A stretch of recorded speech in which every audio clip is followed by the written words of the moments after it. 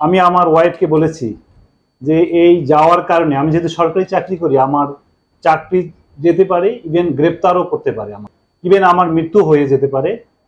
আসসালামু আলাইকুম, স্বাগতম সকলকে ডক্টর আড্ডায়। আজ আগস্টের 4 তারিখ। গত বছর এই দিনে সমস্ত বাংলাদেশ নেমে এসেছিল ফ্যাসিস্ট গণহত্যাকারী অবৈধ সরকারের বিরুদ্ধে। পিছিয়ে ছিল না শেরেবাংলা মেডিকেল কলেজ হাসপাতালের শিক্ষক এবং ছাত্রছাত্রীরা।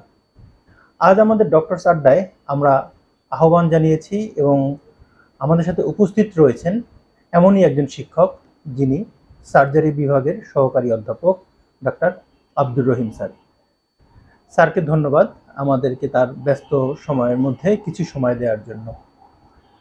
স্যারের কাছে আসলে যে বিষয়টি জানতে চাচ্ছি, আসলে যদি আমরা চিন্তা করি গত বছরের এই দিনের আগের দিন 3 তারিখ রাতে আমরা কেউ কি জানতাম যে 5 তারিখ সরকার পতন ঘটবে?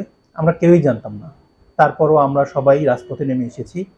বিশেষত আমাদের শিক্ষক doctor Abdur Rahim sir, doctor medicine বিষয়ের ডাক্তার মাহাদি হাসান, শিশু বিষয়ের অধ্যাপক doctor Talukdar Mujib sir, doctor Shafiq sir সহ আমরা যারা সেদিন হাতেম আলী কলেজের পাশে চৌমাথায় ছিলাম, সেটা ছিল একটা অগ্নিগর্ভর জায়গা। যেন মুক্তিযুদ্ধেও আসলেই নেমে এসেছিল ওখানে। পুলিশের মুহুর্মুহুর গুলি, ছাত্রদের আহত হওয়া, এর মাঝেই তারা দাঁড়িয়েছিলেন। ছাত্ররা অনেক সময় এসে জিজ্ঞেস করতো যে আমরা কি মরে যাব, যাদের হয়তো পেলেট গানে আহত হয়েছে। আসলে তাদের সেই আতঙ্কের সময় শিক্ষকরা, আমাদের স্যাররা যে পাশে ছিলেন, এটা ওদেরকে একটা বিশাল বুস্ট আপ করেছিল, অনেকটা সাহস জুগিয়েছিল। স্যারের কাছে আসলে যে বিষয়টি নিয়ে আমরা জানতে চাচ্ছি যে আসলে কি মনে করে স্যাররা এতটা সাহস নিয়ে সেদিন রাজপথে নেমে এসেছিলেন। কারণ তারা তো আসলে মধ্যবয়স্ক, তাদের সামনে সবকিছু গোছানো, সেই গোছানো লাইফকে অগোছালো করার রিস্ক নিয়েও তারা সেদিন রাজপথে নেমে এসেছিলেন। স্যারকে জানতে চাচ্ছি আসলে কোথা থেকে স্যার আপনারা আসলে এতটা সাহস পেয়েছিলেন স্যার? আজকের এই আড্ডায় সবাইকে স্বাগত, সবাইকে ধন্যবাদ। এইখানে এসে আমি খুবই আনন্দিত। আসলে সেদিন মানে গত বছরের এই 4 তারিখে কেউ আমাকে ওখানে যেতে বলেনি আর কি। যখন দেখলাম যে নিষ্পাপ শিশুদের হত্যা করা হচ্ছে, রাজপথ লাল হয়ে গিয়েছে, তখন আমার বিবেক আমাকে ওখানে যেতে বারবার তাগাদা দিচ্ছিল। আমি আমার ওয়াইফকে বলেছি যে এই যাওয়ার কারণে আমি যেহেতু সরকারি চাকরি করি, আমার চাকরি যেতে পারে, ইভেন গ্রেপ্তারও করতে পারে আমাকে। তো আমি সকল প্রস্তুতি নিয়ে আমার ওয়াইফকে জানিয়েছিলাম যে ইভেন আমার মৃত্যু হয়ে যেতে পারে। আমি কোথায় আমার কি রেখেছি সব ওয়াইফকে অবহিত করেছি এবং তাদের কাছে সমস্ত কিছু বলে এরপরে আমরা উজু করে গিয়েছি, যদি মারাও যাই যেন আল্লাহ রাস্তায় শহীদ হই। সেই রকম যেহেতু এক মহিলা ফ্রাউনের অত্যাচারে আমাদের দেশের মানুষ জর্জরিত ছিল, মানুষ রক্তে রঞ্জিত ছিল, তো সেখানে যদি আমার জীবনও যায় সেরকম ঝুঁকি নিতেও আমি তৈরি ছিলাম। চাকরিতেও বাদই দিলাম, চাকরির কথা আমরা বাদ দিয়েই তারপর রাস্তায় নেমেছিলাম, এবং এমনকি জীবনের ঝুঁকি নিয়েও।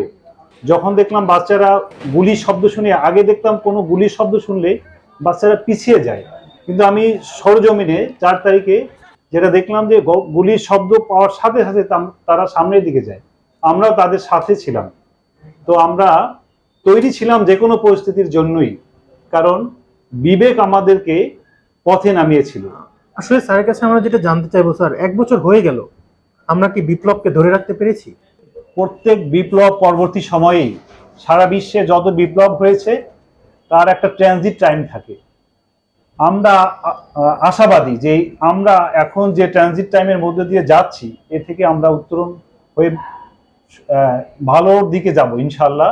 আমি আশাহত না, এটা একটা প্রসেসের মধ্য দিয়ে যেতে হয়। বিপ্লব পরবর্তী সময়টা একটু হালকা গ্যাঞ্জামের হয়, মানুষের মধ্যে মতদ্বৈতা থাকে। আস্তে আস্তে আমরা মতৈক্যে পৌঁছাবো এবং আমাদের বিপ্লব সমুন্নত সুসংহত হবে ইনশাআল্লাহ। জি, ধন্যবাদ স্যার। আসলে আমি আরেকটা জিনিস যোগ করতে চাই, সেটা হচ্ছে রেজাউল করিম রনি একটা কথা প্রায়ই বলে, সেটা হচ্ছে আসলে এই বিপ্লবের কোনো স্টেক হোল্ডার নেই, কোনো ক্রেডিট নেওয়ার কারো অধিকার নেই। ক্রেডিট একমাত্র যারা শহীদ হয়ে গেছে, সেই 1400 শিশু কিশোর তরুণদের, তারা হচ্ছে কি এর একমাত্র ক্রেডিট নিতে পারে। আমাদের জন্য যেটা রেখে গেছে সেটা হচ্ছে দায়িত্ব। যখন কোনো এই বিপ্লবের সব থেকে গুরুত্বপূর্ণ দিক হচ্ছে এর কোনো নেতৃত্ব ছিল না। যখন কোনো নেতৃত্ব ছিল না তখনই ফেসিস্ট সরকারের পতন ঘটে গেছে। কারণ নেতৃত্ব থাকলে নেতৃত্বকে তারা দমায় দিছে। ওদের 17 বছর ধরে আসলে আন্দোলন হয়েছে, নেতৃত্বকে ঘুরিয়ে দিয়েছে, আন্দোলন থেমে গেছে। কিন্তু এখানে প্রতিটা মানুষ, হয়তো আসলে এটা সৃষ্টিকর্তার এই নির্দেশ ছিল, প্রতিটা মানুষ নিজেই নেতা হয়ে গিয়েছিল।